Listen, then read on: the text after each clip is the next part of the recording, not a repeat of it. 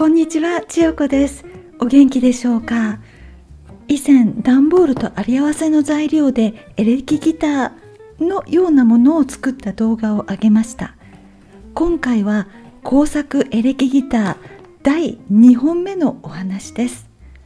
前回はイグアナのモチーフでしたが、今回はこちら。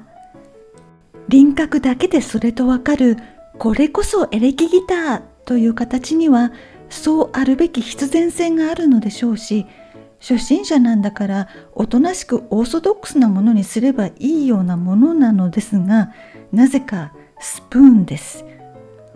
音楽とグルメのテレビ番組に出てくるキラキラのピンクの巨大スプーンがどうしても欲しかったのです。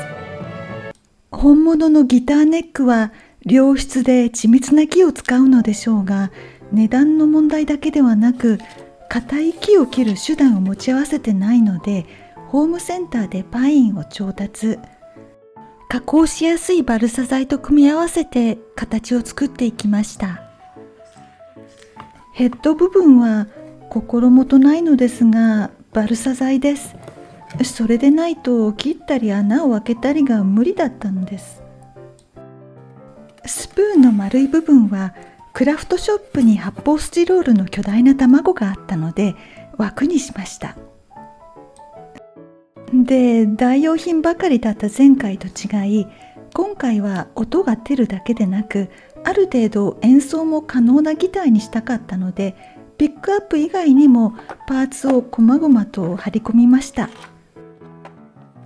まともなチューニングができるように、お手頃なブリッジ、ペグを取り寄せました。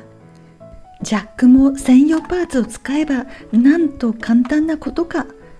ジャンプワイヤーをハンダ付けしてガチャガチャのカプセルに穴を開けてシールドの差し込み口を作りました。弦も本物です。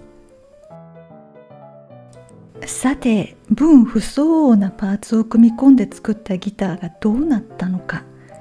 それは必然的に起こった悲劇です。いよいよ弦のチューニングというところでバキッときました。鋼の弦がネックを引っ張っている力を甘く見ていました。人間の体重並みの力がかかっているんですよね。アドホックなやり方ですが、金属プレートなどで補強して仕切り直し、また低音に太い弦を使うのは諦めました。気を取り直してチューニング第2弾という時、また嫌な音。100均のヒノキ材があったのでブリッジの台を付け替えました。その他にもいろいろちょこちょこありましたが、度重なる悲劇を乗り越え、修理補強を重ね、なんとか落ち着き、チューニングもできるようになりました。少し小ぶり、ショートネックなギターの出来上がり。では意気揚々とシールドをつないで、と言っても行き着く先が自作のプリアンプなので、そこでノイズに対しては好きだらけなんですけどね。パソコンでまずはオーダーシティで信号が入っているかチェック。うわ、いきなりバッチリ入りすぎ、オーバースケールです。入力ボリュームを大幅に下げなければいけませんでした。いい波形ですよね。ノイズ少な。再生してみます。なんかやっぱり本物の弦ってこんなギターでもずっといい音がするんですよね。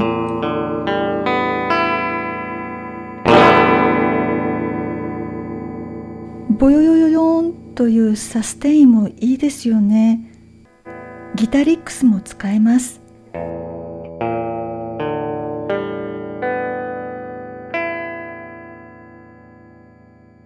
というわけで、欲しかった巨大スプーンギターできました。本当はギターのボディは硬くてフラットであるべきで、パラボラみたいになっていると音響上良くないのでしょうけれど、スプーンにするために中をくり抜いた形になっています。動画的にはここでかっこよく試し弾きして終われるといいのですけど、ギターを弾けないので、でも音がちゃんと出てます。最後までご視聴ありがとうございました。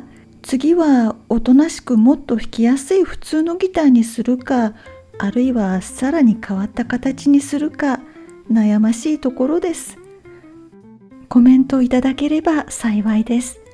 またチャンネル登録していただけると励みになります。ぜひまたお越しくださいませ。